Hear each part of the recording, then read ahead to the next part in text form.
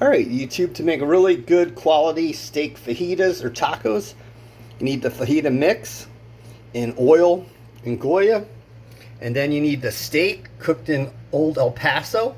I'll put a link to both videos in the description of this video so you can see how this was made. And let's go to the plate.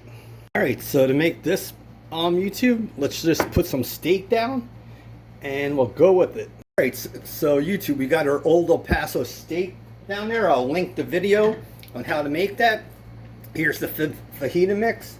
I'll link that video too in the description. So just load both tacos up and you go from there.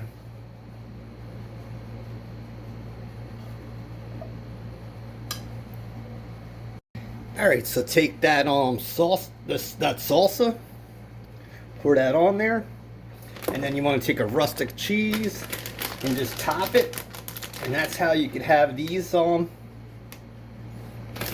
fajitas. Hit the like button, subscribe, and look how easy it is to make.